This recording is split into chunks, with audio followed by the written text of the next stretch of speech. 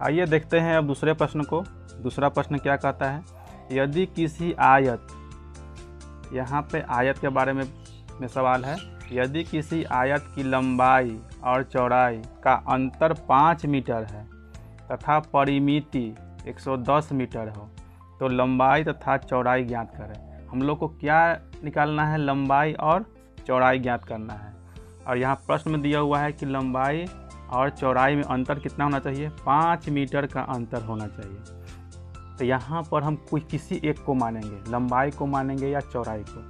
चलिए हम सबसे पहले लंबाई को मान लेते हैं। माना कि आयत की लंबाई कितना है, x।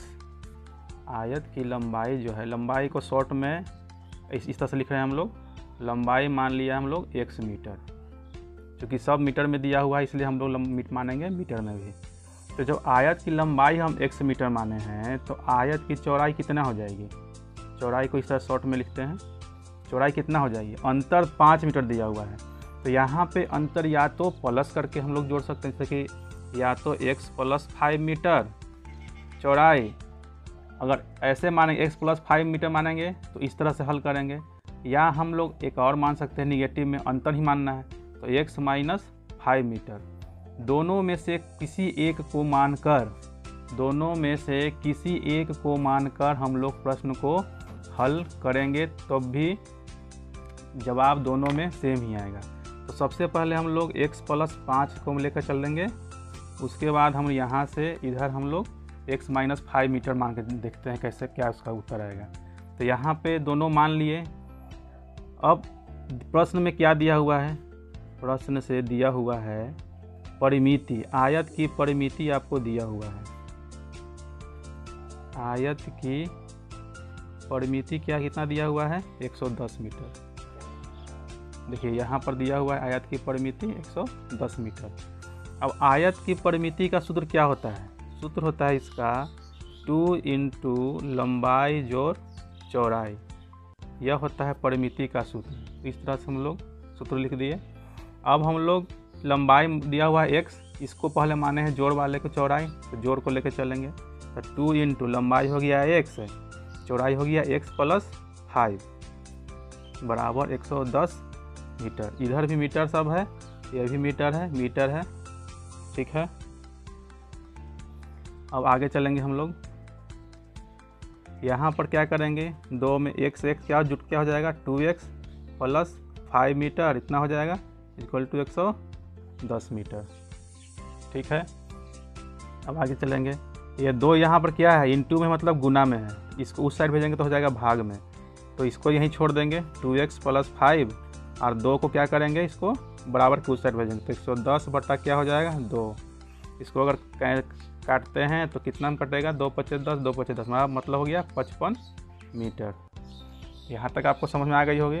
अब यहाँ से क्या समीकरण आ रहा है, 2x + 5 = 55 मीटर। यहाँ भी है, मीटर भी लिखते चलेंगे साथ में, मीटर, ऐसे मीटर कैंसिल भी हो जाएगा, यहाँ पे कोई दिक्कत नहीं है।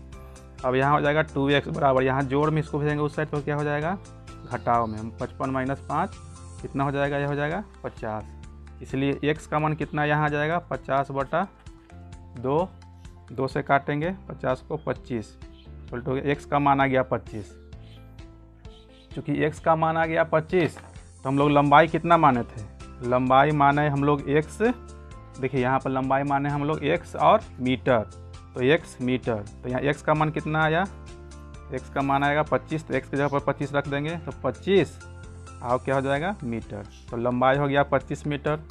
चौड़ाई कितना मान के बनाए हम लोग, देखिए इसको प्लस मान के बनाए हैं, तो x + 5 मीटर कितना हो जाएगा, 25 + 5 बराबर 30 मीटर। तो लंबाई हमारा आ गया 25 मीटर और चौड़ाई आ गया 30 मीटर। यह हमारा आंसर प्राप्त हो गया। जब इसको हम क्या करके माने हैं, चौड़ाई को प्लस में लेके माने हैं, ठीक है। अब यहाँ माइनस लेके चलते हैं, तब परिमिति बराबर क्या हो जाएगा, आयत की परिमिति बराबर दिया हुआ है 110 मीटर। जो सूत्र है 2 × लंबाई जोड़ चौड़ाई, तो 2 × लंबाई तो x है, चौड़ाई कितना हो जाएगा, x - 5, ठीक है, = 110 मीटर। ये भी मीटर है, कैंसिल करते हैं मीटर। अब इसको 2 को उस साइड भेजेंगे इसको पहले हल कर लेते हैं। तो 2 × 2x - 5 = 110। अब यहाँ पर क्या करना है, 2 को उस साइड भेजेंगे तो 2x - 5 = क्या हो जाएगा,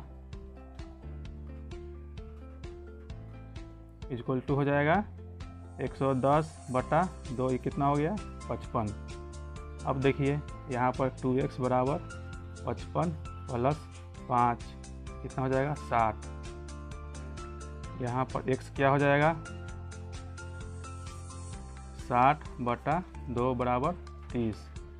अब यहाँ पर देखिए आप, चूँकि